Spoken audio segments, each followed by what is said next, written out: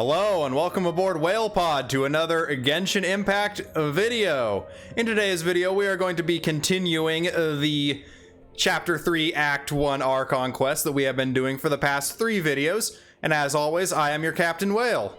Before we get going, there are a few housekeeping items we need to take care of. First of all, I have received a couple friend requests and I do not know if they are from any of you guys, so I have not accepted or declined them yet because I do not know if they are a viewer or just someone who sees the White Whale Gaming on YouTube signature and sends a friend request hoping to get on camera. If you would like me to accept a friend request to play in any sort of co-op in Genshin Impact, I would request that you, on one of my Genshin Impact videos, leave a comment with the nickname you gave your traveler in it. Do not post anything else, just the nickname, so I can more easily identify you and know, okay, yes, this person is actually a viewer. But also, we have a new achievement to take care of. I am going to go over this a little bit because I encountered a bit of a glitch that kept me from getting this achievement for a long time before finally figuring out and using a fix. And that is, I have finally completed the Stone Harbor's Nostalgia Series 1 category after over a year of playing Genshin Impact. In order to do this, you need to get this cliffhanger commission at least 3 times, and with the knowledge I'm about to impart to you, perhaps if you've gotten it less than 3 times already, you can only need to get it 3 times. The cliffhanger only generates 2 out of the 3 individuals you need to talk to get the 3 different manuscripts for Friends, Travelers, Lend Me Your Ears, and Once Upon a Time. Once Upon a Time's Wrath of High Shan will always be available. However, it is supposed to work that you can either get one lady, who I don't remember her name off the top of my head, at night if you initiate the quest in the PM hours in Tevat. And, well, not in the PM hours, but after dark. And if you initiate the commission quest during the daylight hours, you will get Gentry Moutsai. I had gotten Gentry Moutsai for about 6 or 7 times and was starting to get a lot of frustrated. So I looked it up, and apparently there is a glitch on PC and apparently console as well, because I am playing this on PS5, that it will always just choose the first one it generated for you if you're playing on PC or console. And how you fix this is, when you see it, do it on mobile. Make the space on your phone, even if just temporarily.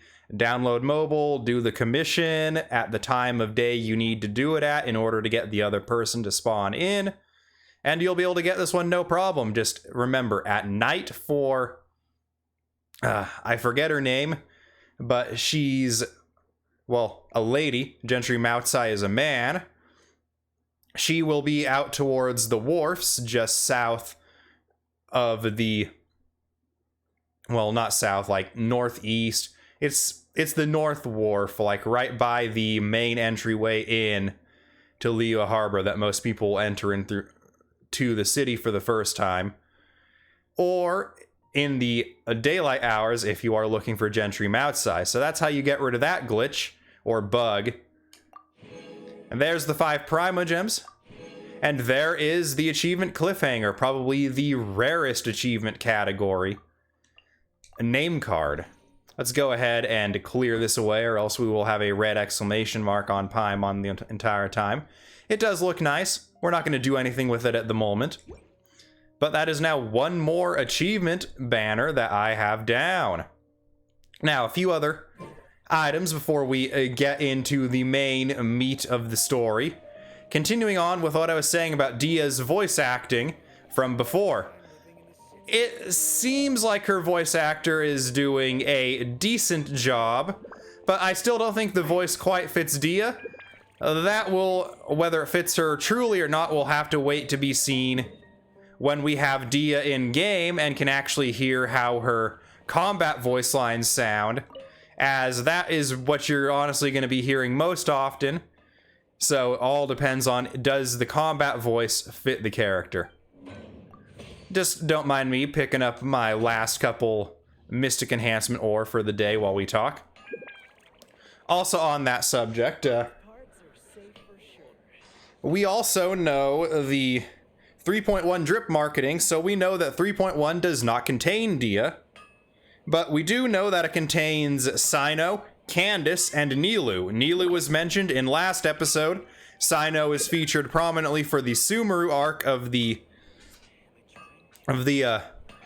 little Daneslip trailer they put out before the launch of version 1.0, giving an overview of the story where they showed off, of course, a teaser for Mondstadt and Leah, but as well as all the other nations, including showing off a character from each of those nations. And Cyno was the character shown off for Sumeru. He has been shown off in a few of the pre-release trailers to get people hyped up for the 3.0 livestream, that I feel like had a bit of a backfiring effect to it, as dev live streams are never as entertaining as the voice actor live streams, no matter how cringy some of the lines they make the voice actors say can be. But we know that with those three coming in version 3.1, with Candace likely to be our first Hydro Polearm, her splash art that Hoyoverse put out for her does show her grabbing a long-handled weapon in her non-shield bearing hand, which was definitely the focus of her splash art. Unfortunately, I do not think they're going to be giving us two Hydro Polearms in the same patch after going so long without giving us any Hydro Polearm. So unfortunately, my desire for Nilou to be a Hydro Polearm is absolutely not likely to happen. I suspect she will be, unfortunately, our fourth Hydro Catalyst, joining Barbara, Mona, Kokomi, and then her. So, with that in mind, I'm just gonna put this out there for you. Nilou is a dancer. If she were a polearm, what would she be? I'm not gonna say it, but if you know what that would make her as a quote joke, leave the answer down in the comment section below. And if you're and 72 hours after posting this video, or later than that if it takes longer than that to get a response, I will go and give a heart to any person who comments the correct answer in that first 72 hours, or if it's beyond that, to the first person to comment the correct answer to what I'm going for here. Now, onward still, speaking of Candace once again, holy moly, she is good looking. The Egyptian deserty looking side of Sumeru is definitely going to be the hot side of Sumeru in more ways than one. Further on from that, Cyno oftentimes gets, in my opinion, mispronounced as Sinnoh, so I'm going to state that the official pronunciation is likely to be Cyno due to the fact that Sumeru as a whole is based off of the Persian Empire, which at its height encompassed from all the way into India in the east to North Africa, including Egypt in the west, with the Middle East in between. It makes a perfect bed of mixing cultures to get the appearance of Sumeru we see today. A lot of people point towards Sumeru specifically being based off of the Zoroastrian Persian Empire, as that empire was when Persia was at the height of its expansion, the height of its, say, golden age, and as such makes the most sense for this culturally diverse location such as Sumeru. And with that, the name Cyrus, which is also spelled with a CY right at the start, is a Persian name. And so based on that, with Cyno having that same CY and being from the same general area of the world as Cyrus's region of origin, I am going to go out on a limb here and say that it is Cyno like Cyrus, not Sinnoh like cynical. So there you heard it first. Our doggy boy is Cyno and not Sinnoh. Well, second doggy boy. Razor's the original good boy. Well, third, because Goro's also a good boy. But Razor's better boy than Goro. And now, with that, one last thing I want to mention is our new friend who is being protected by Dia has, I'm gonna guess, the exact same illness that Kale does. Sorry, I can't remember her name. It's difficult to pronounce, so I have a tougher time remembering things when they're not easy for me to pronounce. So we're just gonna head into the bazaar. Hopefully this is the bazaar. And yes, here we are, the Grand Bazaar. Let's start the episode in full.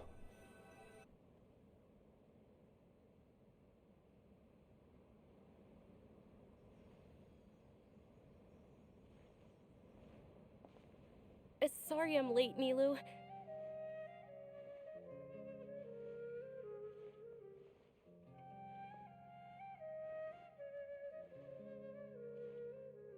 Oh, Dunyarzad. It was taking you so long that I assumed you got trapped at home, but you made it in the end. Uh-oh. But if Dia's here, that means you got caught, right? You could say that, but everything worked out. She's on our side now. Not completely. Oh, and who are these two? Oh, meet the Traveler and Paimon, my two newest friends. They're visitors who just arrived at Sumeru City and are looking for information on Lesser Lord Kusanali. So you're followers from another land? Truthfully, no. Oh, really? Well, that's okay. You're still invited to the Sabzeruz festival. By the way, Dunyarzad, we've already started decorating the Grand Bazaar. It looks spectacular, thanks to your generous contribution. You're very welcome. It's the only thing I could do. Do you still have enough Mora? Probably? But don't sweat it. We've already finished renovating the stage. Come on, I'll show you.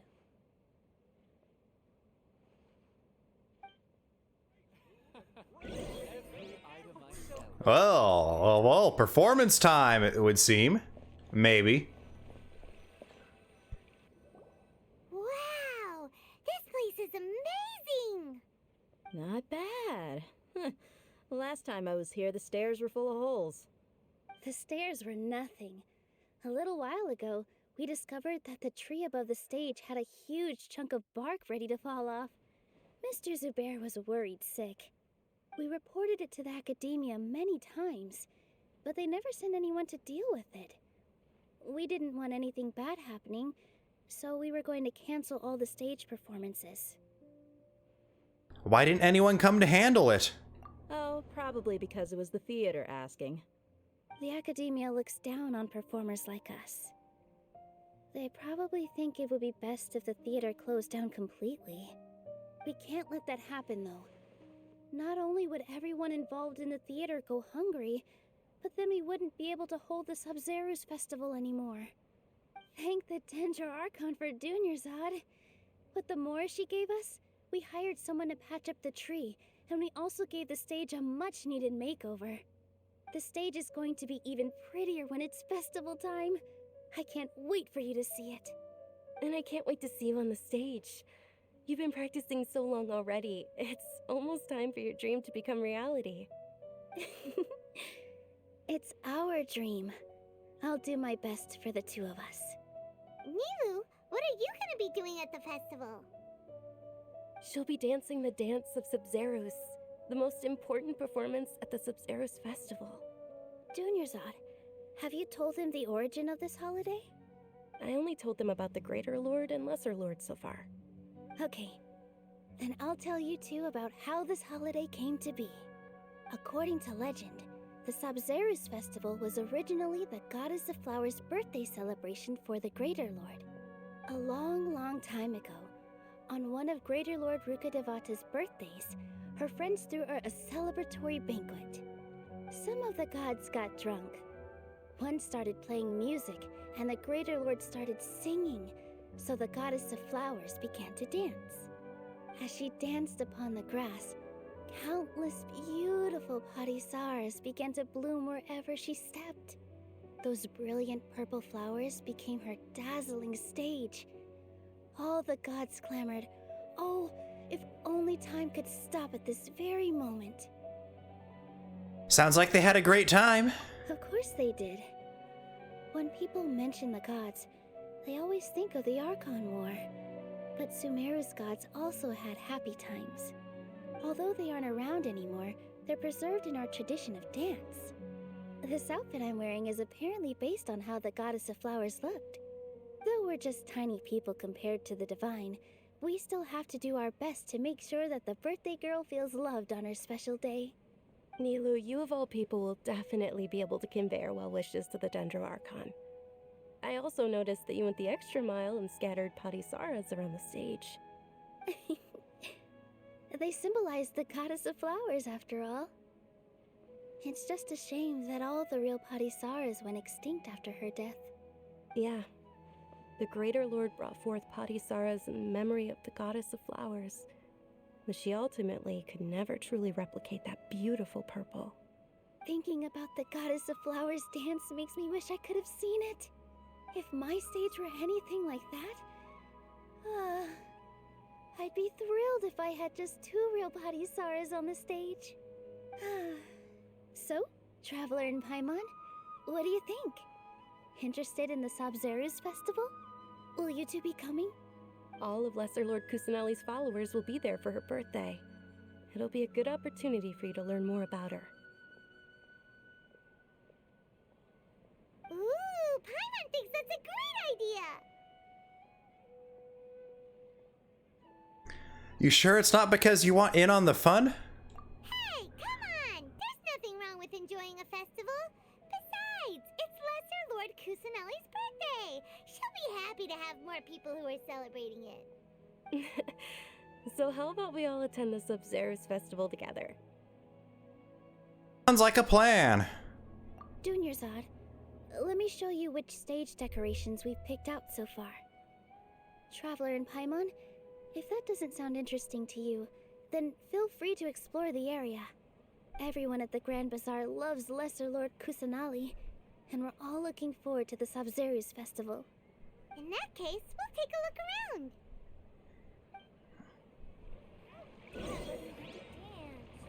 All right, around the bazaar we go. Swoof. Bit on the nose name for a dog. Whoa! What's with your yellow hair? And why do your clothes look so funny? Are you an Outlander? Did you know that the Sabzeruz festival is about to happen? There'll be loads of fun things to do at the festival. But the best part is when Ferris, the Knight of Flowers, passes out candy to everyone.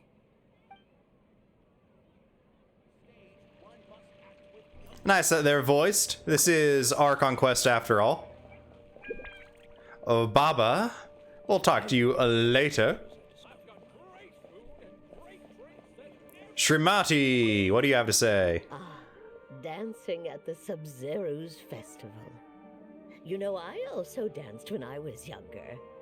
As a child, I even asked my grandmother why we performed the dance for the Lesser Lord when it was originally done to honor the Greater Lord. My grandmother said that Greater Lord Rukkhadevata is a beloved deity and honored by all. And Lesser Lord Kusanali is too. If the Goddess of Flowers ever knew Lesser Lord Kusanali, then she would certainly have wished to be her friend and hold celebrations for her too. The Sabzeruz festival has been losing its appeal over the years. That is, until a wealthy benefactor stepped in this year and brought the festival back to life. I heard she forked out a lot of mora to make it all happen. Calling it now, Shrimati is the goddess of flowers. She's not dead, she's in hiding. Arad? Things are really shaping up, and there's a buzz around the festival this year. We're expecting people from all over to come by this year and buy things during the festivities. Don't be fooled into thinking that Sumeru City has the best of everything. Some festival snacks are only offered here in the Grand Bazaar. And when it comes to musicians, dancers, or singers, the Grand Bazaar's got the best of the best. Sure, those folks at the Academia might not like it, but what's a festival without song and dance? That right, Farad. It's a little boring if it's all nice and quiet for the academics to do their bookiness. Sheikh Zubair. Hello, if you're here for an interview, I'll have to refuse. And you are? I'm a playwright and manager. I run the Zubare Theater, in addition to doing some composing, choreography, stage design, and action direction. It's a small troupe. Pretty much everyone other than Kurosh wears several hats. So if it isn't about anything important, I'll have to ask you not to bother the staff here, including myself. About Kurosh. He's a man of mediocre talent. His movements on stage are stiff as seeing is less. His only strength is his determination. To this day, he still hasn't given up his job as an actor. I'm a person of high standards, but I don't give up on persistent students. As long as he can still accept criticism, I'll continue to instruct him. After all, I can't expect everyone to be as gifted as Nilu. That reminds me, I still have more to discuss with him regarding the lines of the new script. He seemed important, even though he's not one of the people here. Dunyazad, oh yeah, that's her name. Yeah, she probably has the same disease that Kale does. After all, Kale in the manga has the same bandages on her body, particularly her hands, that Dunyazad has here. Nilu, your outfit looks amazing. There's also something different about you from when we first met up. I thought I'd add a little extra pizzazz to my dress for the festival. See? Wow, did you sew all that yourself? Uh-huh. Sewing is a fundamental skill for everyone in the theater company because we make all our own costumes. Did you know that Mr. Zubair not only can make costumes, but props too? I've noticed that you can't keep your eyes off that crown over there. Would you like to try it on? May I? Of course. The legends say that the goddess of flowers had beautiful horns on her head, so this crown was made to reflect that. Dunyazad, you look absolutely stunning with it on. It's like I'm looking at the goddess of flowers herself.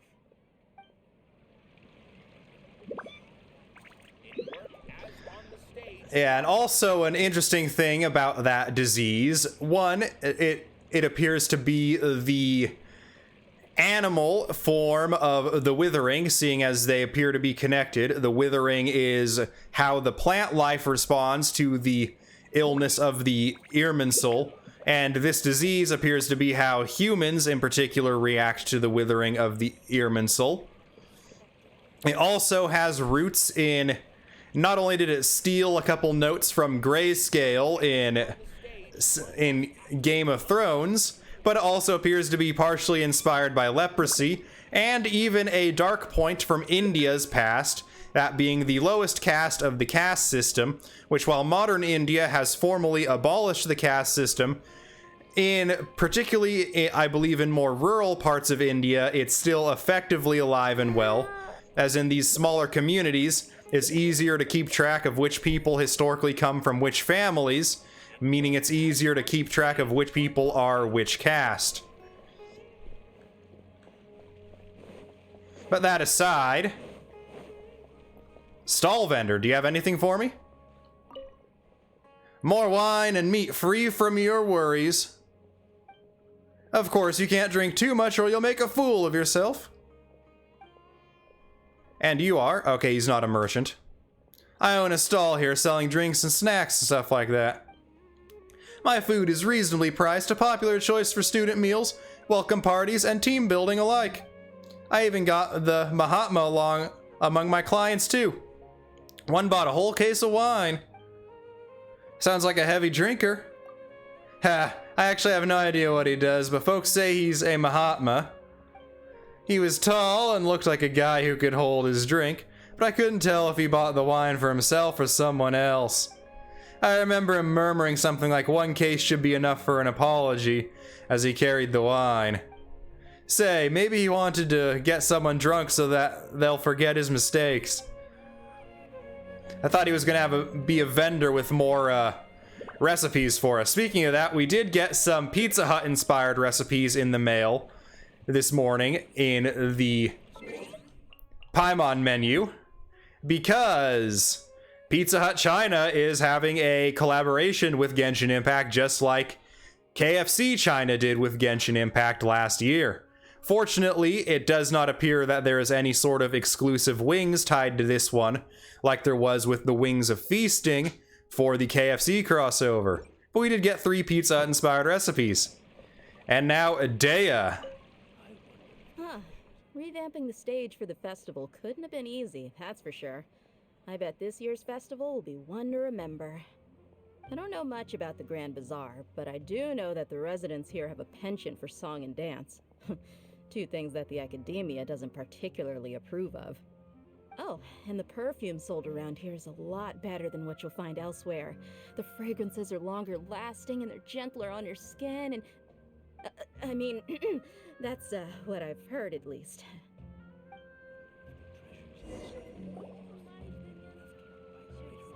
Hey! Is that who Paimon thinks it is? It looks like Catherine.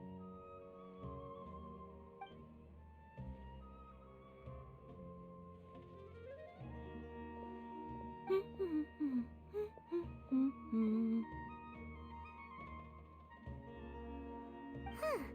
Come to think of it, Paimon's only ever seen her behind the counter at the Adventurers Guild. This is the first time we've ever seen her taking a break. Hey, Catherine! Huh? Oh, hey! It's the Traveler and Paimon! What's shaken? Whoa, break time Catherine sure sounds a lot less formal than usual. Paimon was still waiting for her to say Ad Astra Abyssosque. Sure. Standing behind the counter at the Adventurers Guild doesn't require any complicated functions. But saying and doing the same old things over and over again can get pretty monotonous.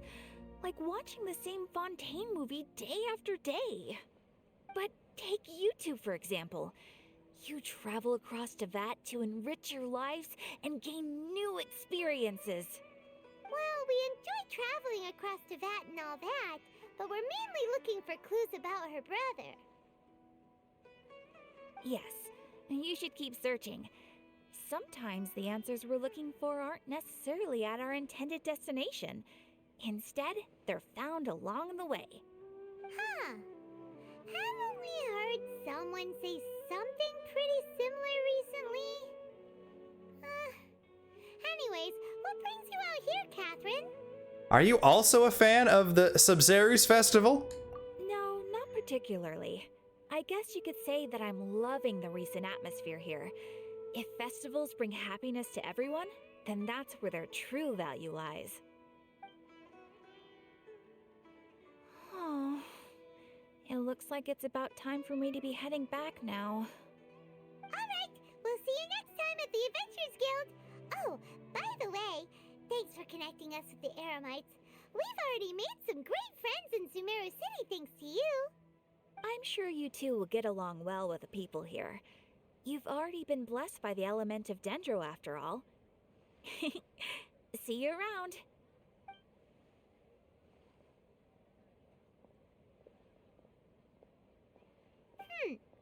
There's something really different about Catherine today.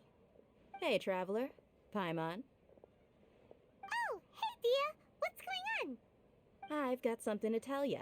My lady knows you're looking for ways to meet Lesser Lord Kusanali, and she's been trying to come up with a way to help you. Well, I have an idea that might help. Are you serious? We'd love that. It might not necessarily pan out, so don't get your hopes up too much. I'll need to take you two somewhere and ask someone some questions. What about Dunyazard? My lady is feeling a little worn out at the moment. Nilu's found a place for her to rest. After I take my lady home, let's meet in front of the Citadel of Regzar. Sounds like a plan.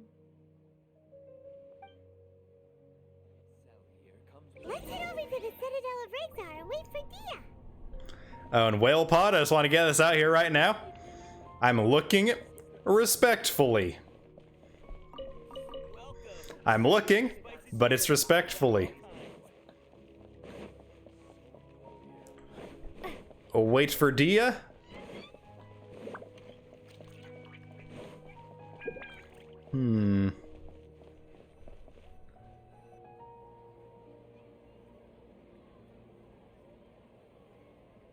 Sorry, I'm late.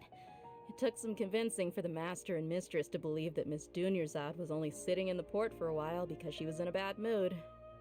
Anyway, I guess I should be thanking you. I haven't seen Miss Dunyarzad that happy in a long time. If it wasn't for you two, she probably would have been caught and dragged back much earlier.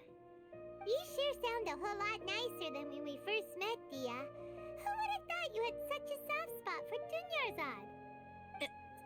It's called being a professional. I'm a bodyguard, and I work for whoever's paying. Look, Dia's blushing. That's a blush if I've ever seen one. Listen, you two. I don't expect to be working for Miss Dunyarzad very long, but I hope to finish things on a positive note if possible. Let's cut the chit-chat and head into the Citadel. We'll see if the person I know has a way for you two to meet with the Lesser Lord.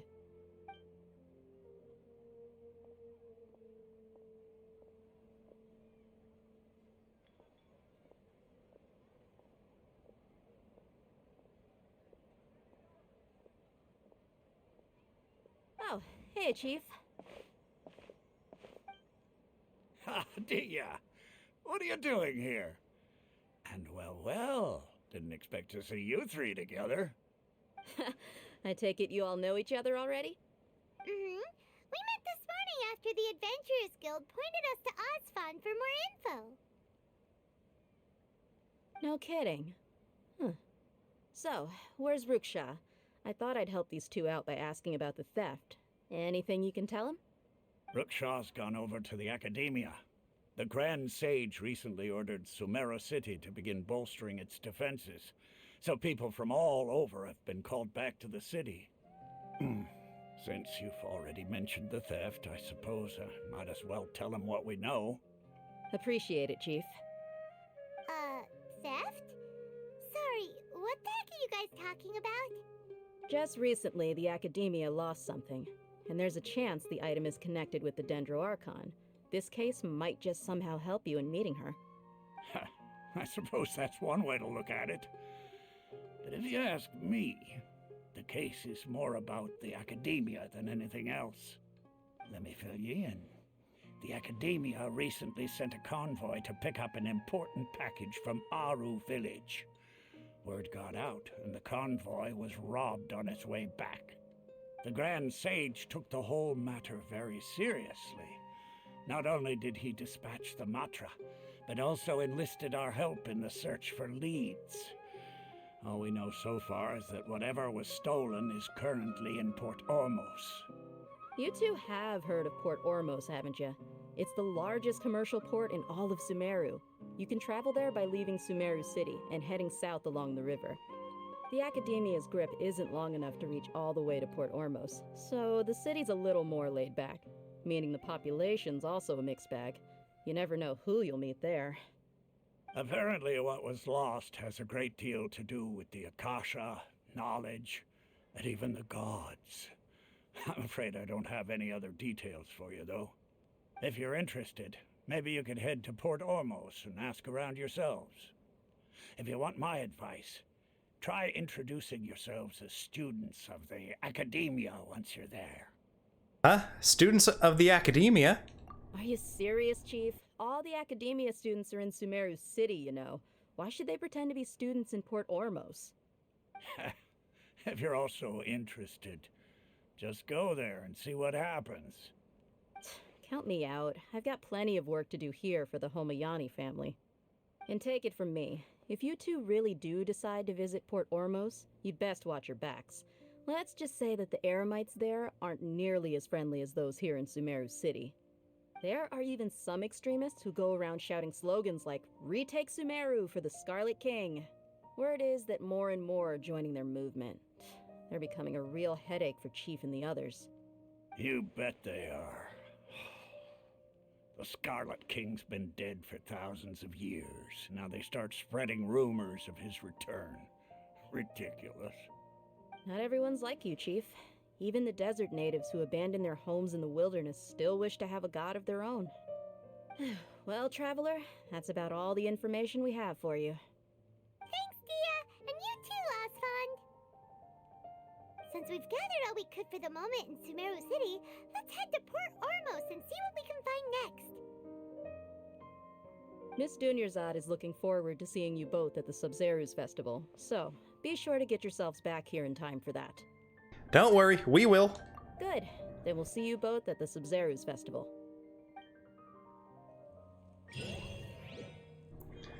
Something makes me think that whatever sussy thing is going on with the, nope, not what I wanted. Oh, we are now... Unappreciated Carving, Port Ormos, New World Quest. That is for inviting Kale. That's for the event. We'll ignore that until all the event is ready for us to play on Friday. I'm recording this on Sunday, August 28th. The last stage of the event will go live on Friday, the 2nd of September. Now, we're going to head most of the way into Port Ormos. And then we're actually going to wing it from this teleport waypoint to the port. Because I have been doing some Sumeru fishing. And I think I might actually have enough fish to purchase the bow now. If you do not know, there is a new bow shaped like a swordfish called the End of the Line. That can be made of it, that has been made available in version 3.0. Unlike previous weapons of its variety, which were locked behind limited time events that go away when the patch ends, this one is permanent at the Sumeru Fishing Association. Lomalat is how I'm going to give my shot at pronouncing that. So, fishing is my Rashid. I'd like to buy some fishing supplies.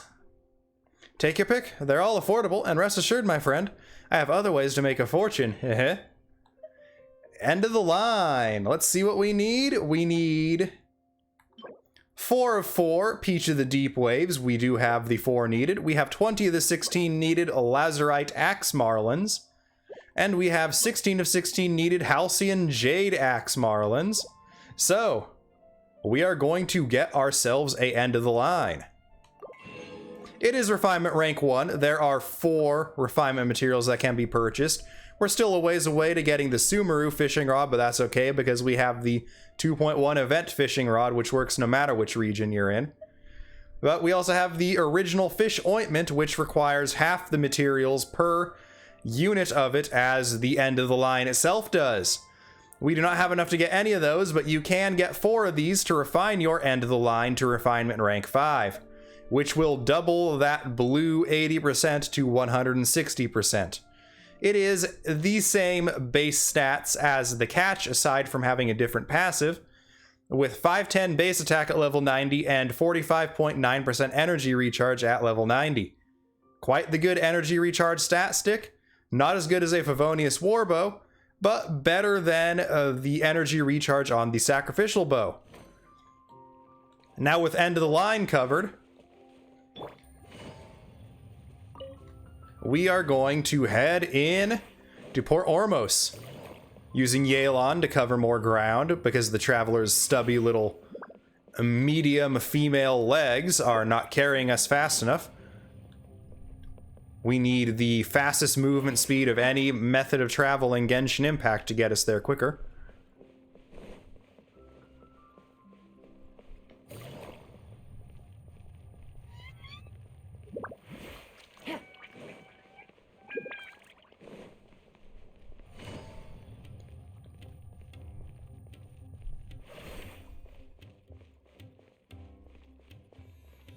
Where on the map are we actually? We're aiming for back here.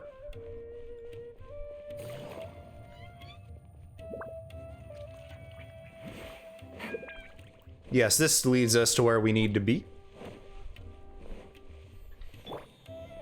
Back to the Traveler for, well, This is the first time since Mondstadt I've had the Traveler in my party for any part of the Archon quest, so it feels right to play as the Traveler for this. Hey, we even have the Akasha terminal on our head, even outside of cutscenes. Cool.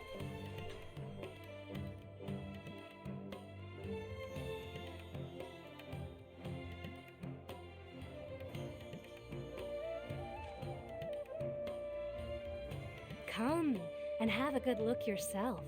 Traditional spices of the highest quality, made with pride and experience. You've got a deal. I can't thank you enough for always looking after my business. Believe me, I'm not making this up. Several Eremite mercenary groups are nearly in open conflict, but does the core of 30 care? And that's not all. Did you know that... Wow! Talk about hurly-burly! This place is busy! Guess that's only to be expected for the largest port in Sumeru.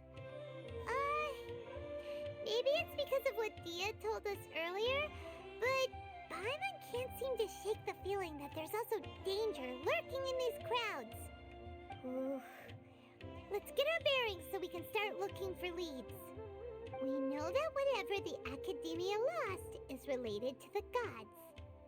But other than that, we don't have much else to go on. Osvan told us to try posing as Academia students while asking around. Paimon checked the Akasha on the way here, and the Academia doesn't seem to have any research facilities in Port Ormos. Paimon doesn't get it. Won't we look even more suspicious going around saying we're Academia students and asking about the stolen item? Figuring that out could be crucial for the rest of our investigation here. Well, given all the people that come through here every day, if there's any information to be found, Paimon bets we could find it in the market. Let's ask around and see what we come up with. Hey, asking around, now that we've had a second person mention the schism in the Eremites, I'm gonna go out on a limb and say this schism is not naturally occurring, but being spurred on by Fatui, potentially even with the Fatui spreading these rumors of the, I forget his name, but the Eremite king, who I assume was also a god defeated in the Archon War, possibly returning. Now, with that out of the way, Port Ormos is definitely a different feel to it than Sumeru City, not just in that it's far outside the grip of the Academia, but just the whole wood and straw thatched huts versus the more stone and masonry buildings in Sumeru City. Our first stop here is Elham, the tailor. Welcome, welcome. How can I help you two? Hi there. We would like to ask you a question. Do students from the Academia ever come to Port Ormos? Of course, especially around this time of year. Students from Sumeru City that are about to graduate often come to Port Ormos to cut loose a little.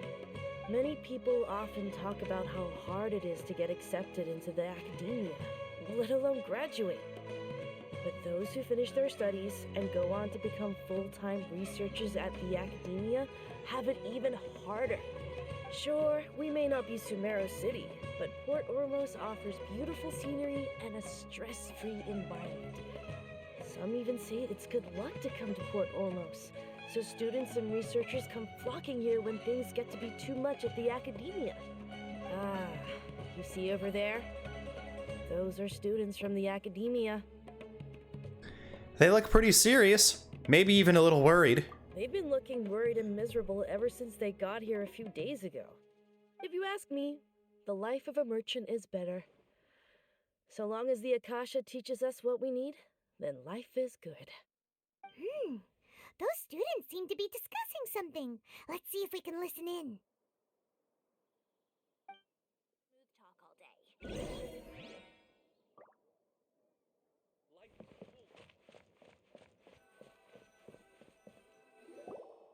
It's no good. I've tried asking around, but I haven't been able to learn anything useful. Not to mention that a bunch of scary-looking Eremite mercenaries have been posted along the streets now. There's been a lot of fighting between the different Eremite factions in Port Ormos. If we choose to move on our own, then it would be wise to steer clear of them. Especially the group that's constantly shouting some stuff about the Scarlet King and some resurrection. I've even heard that the Citadel of Regzar is starting to get fed up with them. What was that group called again? Ein something or other? They're called Ein El Akhmar. Today, I heard that the thing we're after might be in their possession at the moment. Wait, come again? Don't you see? Many of the Eremites in Port Ormos deal with trading this kind of thing. They're usually pretty wary of outsiders, but not so with students of the academia. It's because the kind of goods that students are looking for aren't the kind of goods that Eremites are after. As long as they know you're a student, then deals can be made. I've heard that Ein El Hakmar likes to set up shop at the Jafar Tavern. Supposedly, if you're willing to part with 500,000 mora, they'll give you info on anything. Wait, did you say 500,000? If information alone costs that much, then how could we ever afford to buy what we're looking for? I guess we might as well give up on trying to graduate this way. I wouldn't worry too much. Our field of research is very niche. Who else could possibly be after that kind of shady knowledge? I bet it's practically worthless to anyone aside from us. Well, I guess that makes sense. Then the only thing left for us now is to find a way in. Why don't we all just pool our money together and pay for the information? Whoa! Did you hear that? A niche field of research and shady knowledge? It all sounds pretty suspicious to Paimon. Is knowledge something people just buy and sell like that? Whatever was stolen from the academia was also related to knowledge, but it is very suspicious indeed. So, what's your plan? Let's go to Jafar Tavern. Wait, didn't you hear what they just said? Buying information is going to cost us 500,000 mora. Have you lost your mind? I won't let them off easy if it turns out to be a scam. Oh, all right. Paimon never thought she'd agree to parting with that kind of mora. But if you know what you're doing, then we should give it a shot. A lost property. Go to Jafar Tavern. A Jant apparently is a know-it-all. Hello there, my friend. Jafar Tavern is just past this wooden board walkway. Wooden board rockway makes absolutely no sense. Negative sense to be 100% clear there.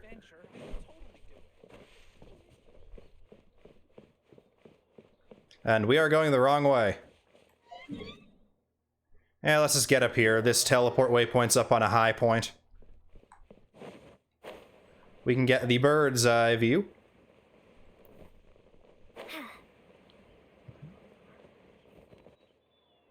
Man, this is event related. I don't want this right now. Port Ormos is pretty great. There's so many new and interesting things. Not to mention all the tasty food. Sumeru's largest commercial port sure lives up to its name. Look at all the merchants. And everyone seems excited just to be here. Not everyone, I'm sure. How did things end up like this? All thanks to your artistic license. That's how. I should have made you wait until we got an update from Tanja. But when I finished the prototype Aranara yesterday, you agreed that the kids would like it. That's why we tried bringing it out for a test run today. Well, I never thought they'd dislike it so much.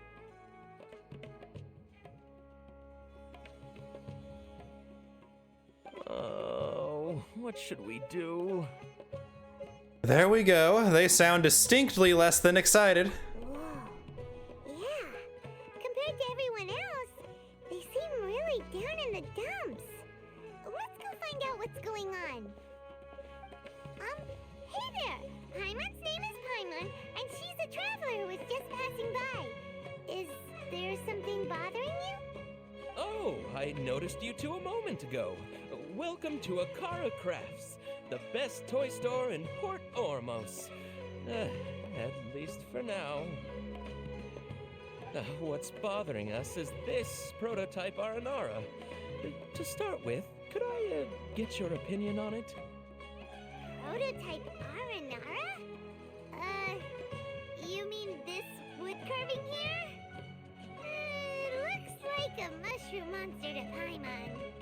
But it doesn't look very happy.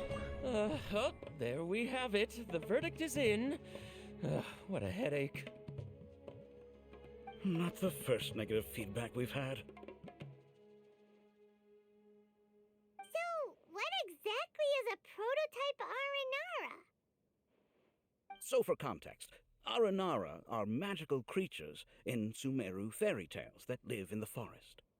For the store's 20th anniversary, we plan to release a series of hand-carved toys based on the Aranara stories that kids know and love.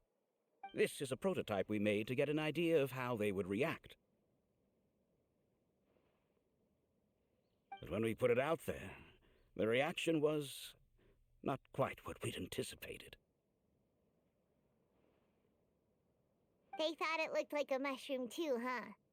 No, worse than that, actually. I can't quite describe it, though. And I'm also not very good with kids. Maybe you could ask them for yourselves.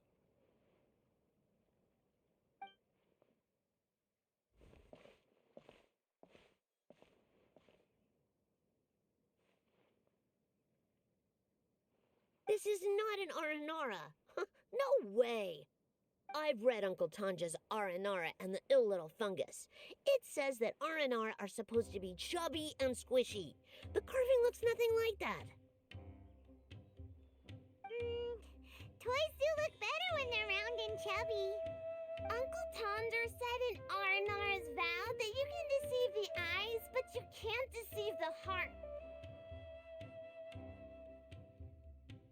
This carving makes me feel lost and confused inside. I don't think the creator put his heart into it at all. It's nothing like an Aranara. Ooh, didn't put his heart into it, huh? Oh, sounds like one of those things that's easier said than understood. Kassid and Alia didn't like this carving, but I think it's okay. It doesn't look too happy, so it's kind of pitiful in a cute way.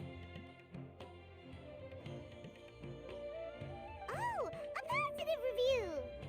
Yeah, so I would totally ask my dad to get it for me, if it wasn't meant to be an Aranara.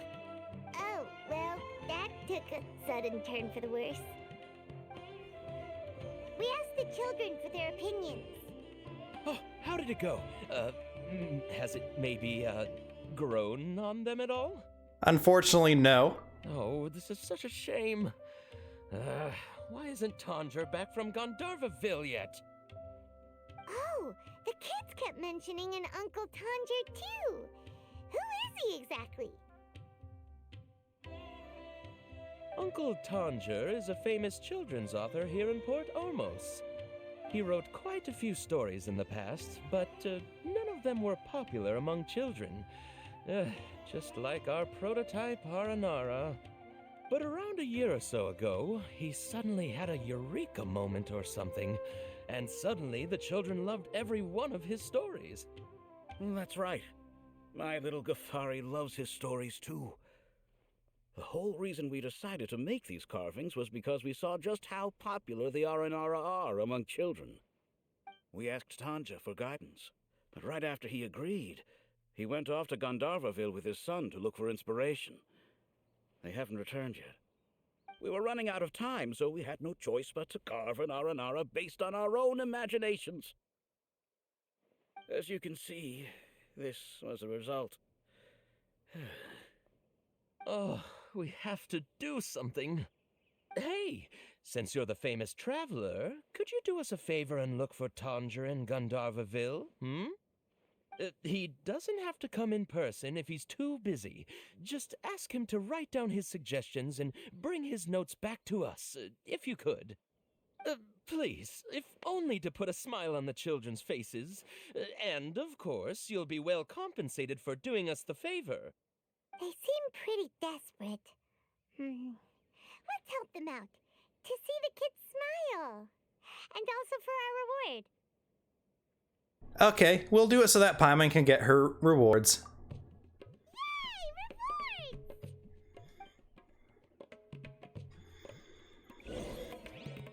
Now, with that intermission of uselessness out of the way, the event is going to be quite useful. It's going to give us our C6 Calais. Let's get into the tavern. Yeah, time to party at the tavern! No, we're not going to party. We're just going to ask some very dangerous people about stuff. Let's find a seat somewhere and see if we can spot the group they mentioned.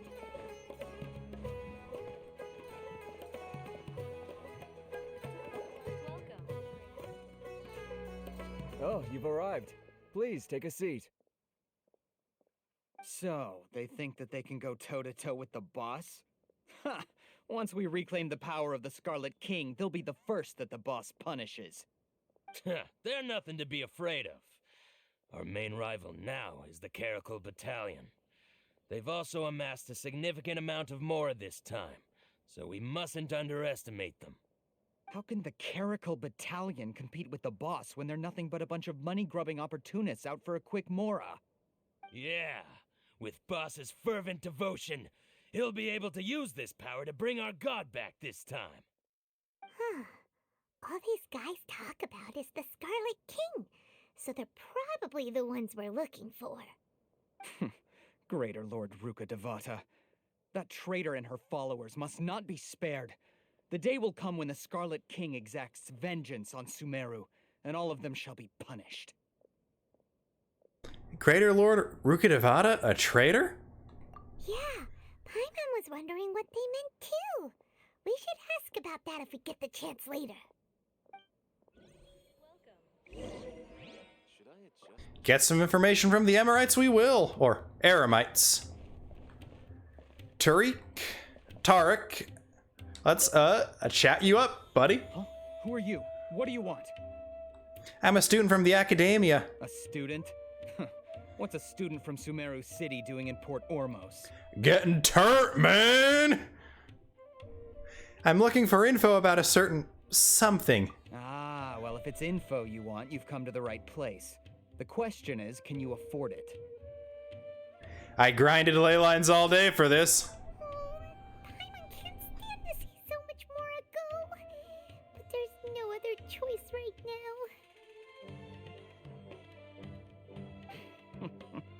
Here, this is the merchant's address.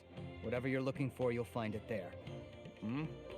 Well, what are you waiting for? Let's have one more question. Oh, that's right. We heard you mention the Scarlet King just now.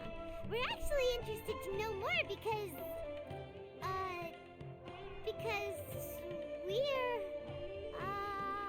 archaeology students. Fine. Since you've already handed over the Mora, I guess I can throw in a little extra info. As you can see, members of Ain al-Ahmar are devout believers of the Scarlet King. Years ago, the Scarlet King founded the great desert nation that was our homeland. It was an advanced civilization, far beyond anything you'll see in present-day Sumeru.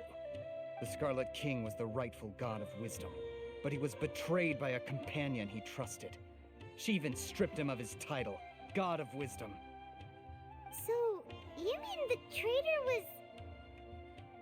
Greater Lord Ruka Devata, yes. That shameless wretch destroyed the Scarlet King's civilization, and our ancestors were forced to flee to this land where we were made to suffer the tyranny of our enemies. Furthermore, she conspired with the academia to cover up the truth of her actions, and create the merciful and benevolent facade for which she is now known. Ugh, just thinking about it sickens me. But the story doesn't end there, oh no. The Scarlet King isn't truly dead. The voice of the Oracle has been heard in the desert, prophesying his resurrection. Mark my words, our god shall return. And when that day comes, all followers of the traitor and all the desert dwellers who have forgotten their true god will suffer retribution together. If what I'm saying makes you shiver with fear, it might not be too late for you to become a believer of the Scarlet King. Can you tell us more about the Oracle? I don't have anything to say to you academia people about that. I think this conversation has reached its end. Not just yet. This man is a fraud. You again? Deranged academia lunatic. Yes, it's me again. I already warned you that if you weren't willing to sit and discuss things with me, I'd take measures to make things uncomfortable for you. Listen to me. That address he gave you is fake. Or at least, you won't find a merchant waiting for you there. This group has been boasting all around that they can provide information on a certain item as a means of luring people into their territory. Once you show up, they keep up the act until they have hard evidence that you want to purchase said item. Then they use that to squeeze you for all the more you're worth. Hey! Shut it all, Hatham! What are you playing at, trying to ruin our business like this, I told you the other day. I wish to discuss my terms with your boss. Ha! The boss made it perfectly clear that he won't negotiate with you. Yes, and in no uncertain terms. But that was then. It does not preclude him from changing his mind in the future. I'm warning you, don't push us, or this could get ugly. We don't usually get rough with people from the academia because it just complicates things. For a lunatic like you, though, we might just have to make an exception. If you're suggesting that we escalate this from a verbal exchange to a physical one, I accept. After all, even the archons used war to negotiate the ownership of Teyvat.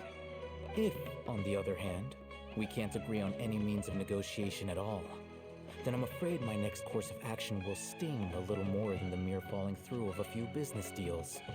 I will jeopardize the Eremite's reputation, which I know you value above all else. I am quite confident that if I began to take such action, your boss would willingly approach me himself. However, I fear that by then, some things will have happened that cannot be undone. Also, a word of advice. I suggest you tell your boss exactly what happened here today. Otherwise, he might blame you for not telling him in the future. What did you say? Consider this. Have I ever failed to follow through on my word in the past? This guy is really out of his mind. Okay then. If you really have a death wish, let's meet a week from today. The pier in front of the Pharos Lighthouse, 4 o'clock in the afternoon, sharp. Don't expect us to hold back. Not so fast. First, you return the 500,000 mora to them.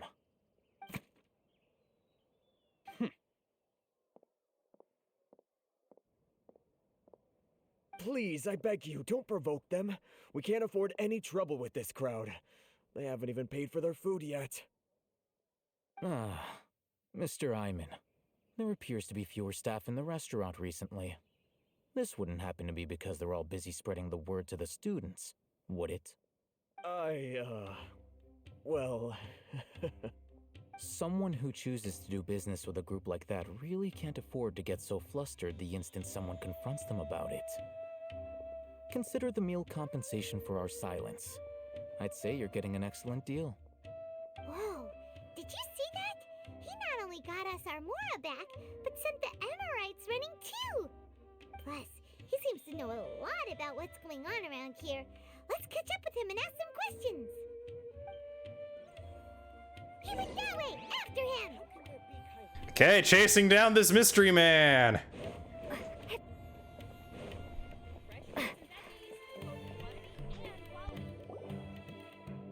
up! It's Al-Hatham, right? What do you want? Thank you for your help back there. No need for thanks. My goal was to get to them, and you two gave me just the opportunity I needed. We're even. Oh, I advise you to keep your distance from them. Since they weren't able to make off with your Mora in the end, they might harass you again in the future. All right. Goodbye. Hold your horses! We still have something to ask you about! Since you tore through their scam right in front of them, you must know the real story about certain something, no? Who exactly are you two? And why are you inquiring about that? I'm a student from the academia. A student? Right. Look, you should know that those thugs conducting business with you had nothing to do with your lie. Perhaps we can also talk terms. Huh? Oh, yeah, she's really strong. Weren't you saying something about a physical exchange? We can help with that. She doesn't even have a vision. Forget it. Maybe not, but she can still use elemental energy. Otherwise, there's no way we'd go asking for info from from guys like that. Those hot-headed thugs are definitely gonna bring a lot of backup for your next meeting. Even if you don't go alone, you won't regret taking us with you.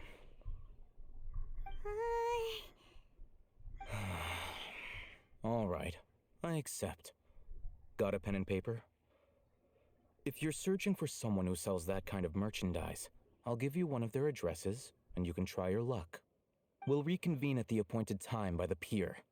It doesn't matter if you show up or not. So, since you were happy to give us this merchant's information, does that mean you can tell us exactly what we're after? You were willing to part with 500,000 mora for something and you didn't even know what it was? Okay. Well, if you truly are as skilled as you claim, then you can beat the answer out of them when they become hostile. Look, if you've been making inquiries, then you have to know something by now. Tell me what you know so far, so I don't waste time repeating information. We know it's connected to the academia somehow, and that not only do the Eremites deal in it, but some students want to get a hold of it too. What else? It seems to be some kind of knowledge. You know almost everything there is to know, but you're unable to compile this information because you've never seen the object before. This is what you've been looking for. Paimon can't tell what it is. It looks like some kind of ornament.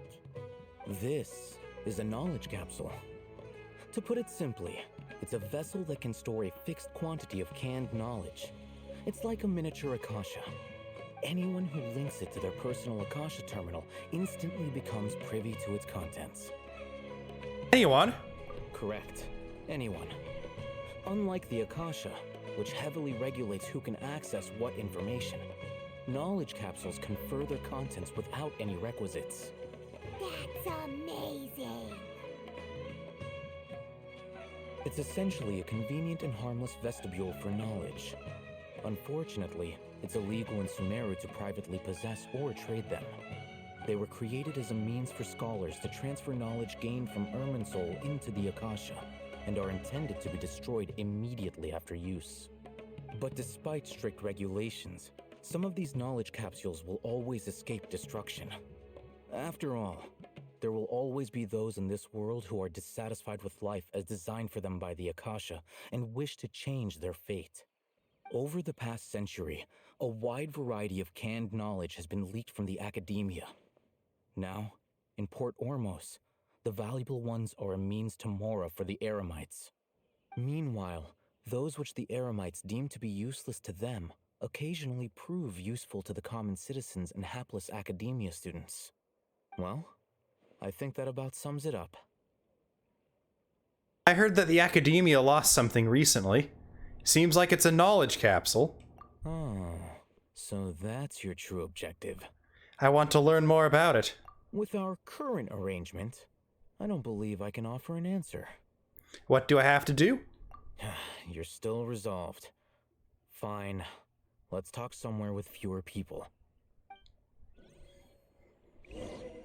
And we will talk somewhere with fewer people next time, everyone. It has been a long episode already, and the room where I'm doing this recording is getting to be unbearably hot right now, so I'm going to end this episode, or this Genshin Impact video here. If you like this video, please make sure to leave a like and consider subbing to the channel. It helps me out immensely and costs you nothing. If you do sub to the channel, make sure to ring that notification bell to stay up to date with all my latest uploads. As always, comments are welcome down below, and if I do happen to post any sort of question of the day, you can answer that, but probably not, because we will have the interesting coincidence that would have happened if Nilu were a polearm character, which she is likely not to be, given how Candace is likely to be a hydro polearm character, down below. Remember, 72 hours, then I will start hearting any comments that post the right answer. And with that, I have been your Captain Whale. I hope you are having a fantastic day, Whale Pod.